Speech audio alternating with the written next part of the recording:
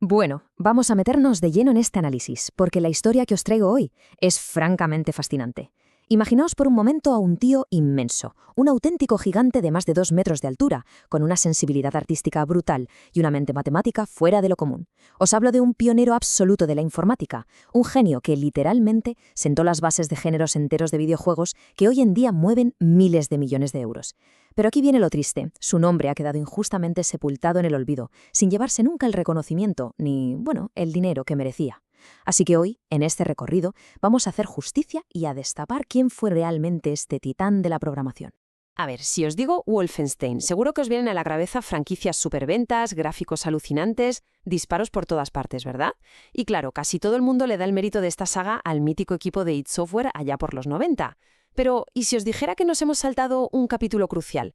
Porque tenemos que reescribir un poco la historia y darle el crédito a la mente que, ojo, una década antes se sacó de la manga las mecánicas de sigilo e infiltración sobre las que se construyen los grandes éxitos de hoy. Punto número 1. El pionero olvidado.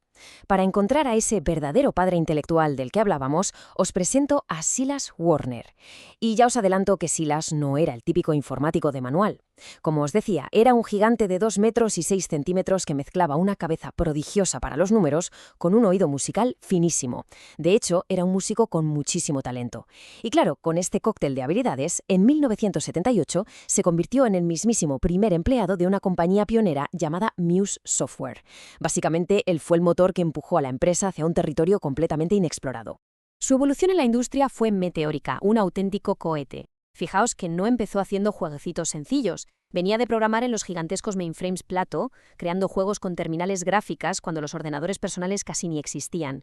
Y el gran salto lo dio en 1978, en el conocidísimo Trenton Computer Festival. Imaginaos la escena. Él y sus colegas vendiendo sus primeros juegos experimentales grabados en cintas de cassette, directamente desde el maletero de una furgoneta. En aquel ambiente de ferias tecnológicas, que era súper competitivo, Silas aprendió a innovar a lo bestia. Y poco después fue él quien lideró la complicadísima transición técnica de su empresa para pasar de esas lentas cintas a los nuevos disquetes magnéticos, que por entonces eran carísimos. Pasamos al punto 2, exprimiendo el Apple II. Y aquí es donde la cosa se pone técnica e interesantísima. Silas era un maestro absoluto sacándole hasta la última gota de rendimiento a los ordenadores de la época. Por aquel entonces, el Apple II era una máquina con muchísimas limitaciones, casi como el Goliat de las restricciones técnicas. Pero Silas, en plan David contra Goliat, no usaba una onda. Usaba un código personalizado tan ingenioso que rompía los límites físicos de la máquina. Hacía cosas que los propios ingenieros de Apple creían que eran imposibles. Su repertorio de trucos era, francamente, una locura. Por ejemplo, desarrolló algo llamado VMA, un ensamblador de memoria virtual, que le permitía crear rutinas súper optimizadas. O luego estaba el Fake Basic o Basic falso. Básicamente disfrazaba un código complejísimo en lenguaje ensamblador para que pareciera un programa inofensivo. El usuario solo veía una instrucción súper simple, pero por detrás arrancaba una maquinaria técnica brutal. Y por si fuera poco, mezclaba a propósito el código ejecutable con los datos del juego de forma caótica en la memoria. ¿Para qué? Pues no solo ahorraba espacio, sino que volvía locos a los competidores. Hacía que su software fuera prácticamente imposible de piratear o desensamblar. Los dejaba rascándose la cabeza. Y bueno, si lo que hacía con la memoria era de genios, esperad a escucharlo del audio. Magia pura. Resulta que la peli tenía un altavoz primitivo de 1 bit. O sea, solo sabía hacer 2 cosas. Un pequeño clic o quedarse en silencio. Nada de tarjetas de sonido. Pues bien, Silas Warner, usando una herramienta propia que llamó The Voice, descubrió que si encendía y apagaba el voltaje de ese altavoz a una velocidad de vértigo, esos simples clics se convertían en tonos reales e incluso en voz humana digitalizada. Fue una revolución técnica tremenda. Saltó por encima de una barrera de hardware que todo el mundo daba por imposible.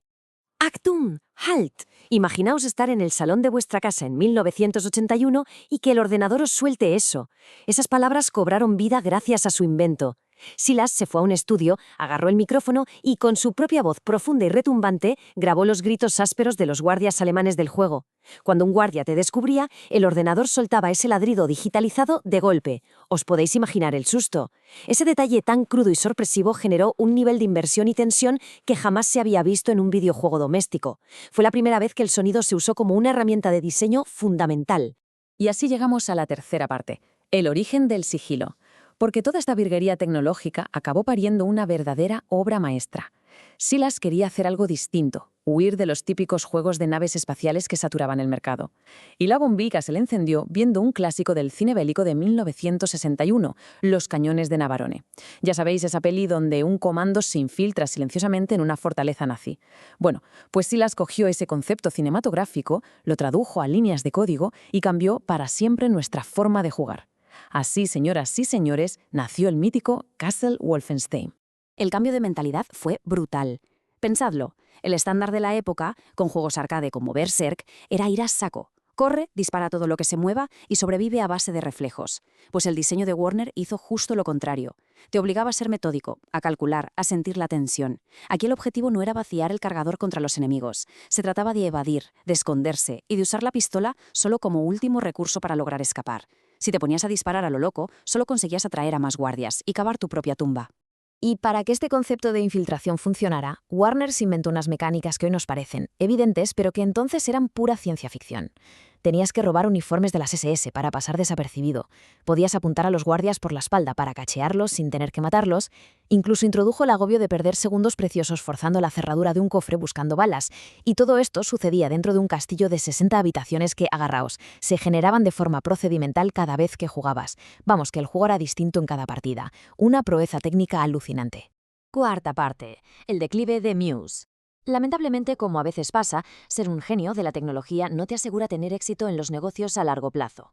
A pesar del exitazo que tuvo Castle Wolfenstein y su secuela, el implacable mundo empresarial de los 80 le iba a dar un golpe bastante trágico y definitivo a la carrera de nuestro pionero.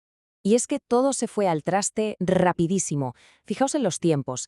En 1984 sacan la secuela, Beyond Castle Wolfenstein, que añadía novedades como usar cuchillos o sobornar guardias, y fue un éxito. Pero el mercado estaba cambiando a una velocidad de vértigo y la compañía no supo adaptarse. En 1985, Muse Software se declara en bancarrota total.